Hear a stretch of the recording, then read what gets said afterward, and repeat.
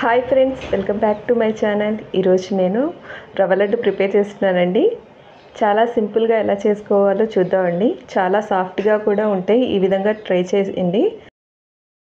First ఒక bowl తీసుకుందామండి. అందులో ఒక పావు కప్ ఘీ తీసుకున్నాను. అందులో సగం వరకు వేసుకున్నానండి. డ్రై ఫ్రూట్స్ని ఇలా వాటర్లో కడగడం వల్ల డ్రై ఫ్రూట్స్ బాగా ఫ్రై అవుతాయండి. ఈ టిప్ అనేది మా అత్తగారు చెప్పారండి. ఈ విధంగా ఫ్రై చేసుకోవడం వల్ల డ్రై ఫ్రూట్స్ ఈవెన్గా ఒకే విధంగా ఫ్రై అవుతాయి, లోపల పచ్చిగా కాకుండా. నెక్స్ట్ మనం ఇదే విధంగా కిస్మిస్ యాడ్ చేసుకుందాం అండి. నేనైతే బ్లాక్ కిస్మిస్, వైట్ కిస్మిస్ రెండు యాడ్ చేసుకున్నాను. డ్రై ఫ్రూట్స్ అనేది మన ఆప్షనల్. నెక్స్ట్ నేను 1.5 కప్ వరకు బొంబాయి రవ్వ తీసుకుంటున్నానండి. మెజర్మెంట్ అనేది మనం అన్నీ ఒకే కప్తో తీసుకుంటే టేస్ట్ అనేది బాగుంటుందండి. కొంచెం ఘీ యాడ్ చేసుకోవాలండి. ఇందాక పావు కప్ తీసుకున్నాం కదా, అందులో సగం వేసుకున్నాం. ఇంకొంచెం ఘీ యాడ్ చేసుకొని రవ్వ బాగా ఫ్రై అవ్వాలండి. నెక్స్ట్ మనం కొంచెం ఫ్రై అయిన తర్వాత ఎండు కొబ్బరి వేసుకుంటున్నానండి. పచ్చి కొబ్బరి అయినా వేసుకోవచ్చు. 3/4 కప్ వరకు యాడ్ చేసుకోవాలి. నెక్స్ట్ గసగసాలు ఒక 2 స్పూన్స్ వరకు వేసుకున్నానండి. ఈ విధంగా లో ఫ్లేమ్లో పెట్టుకొని మనం రవ్వ అనేది బాగా ఫ్రై చేసుకోవాలండి. టోటల్ మనకు 15 మినిట్స్ వరకు పడుతుంది ఈ రవ్వ ఫ్రై అవ్వడానికి.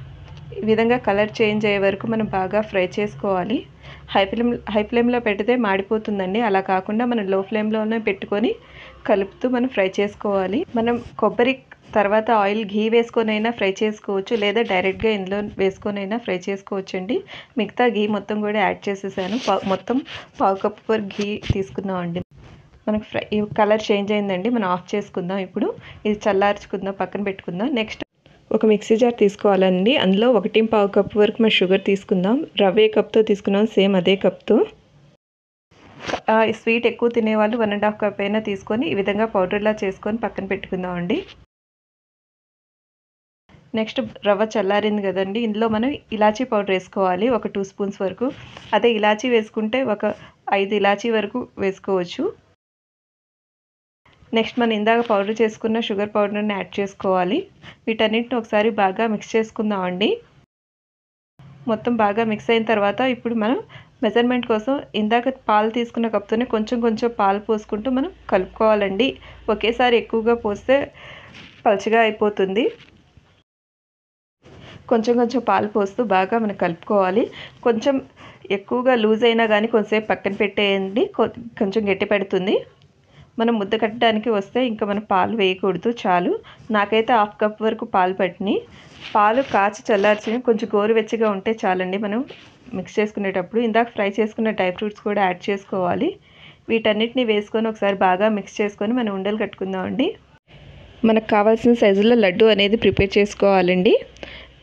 ఇలా చిన్న చిన్న లడ్డూలుగా ప్రిపేర్ చేసుకొని పక్కన పెట్టుకుందాం.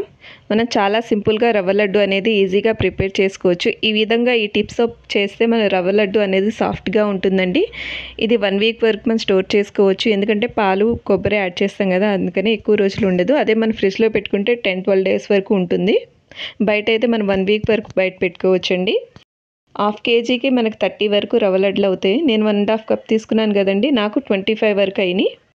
ఈ విధంగా చాలా సింపుల్గా రవ్వ లడ్డు అనేది ప్రిపేర్ చేసుకోవచ్చు. నా ఛానల్ కొత్తగా చూసేవాళ్ళు సబ్స్క్రైబ్ చేసుకోండి. నా వీడియోస్ మీకు నచ్చితే లైక్ చేయండి, షేర్ చేయండి.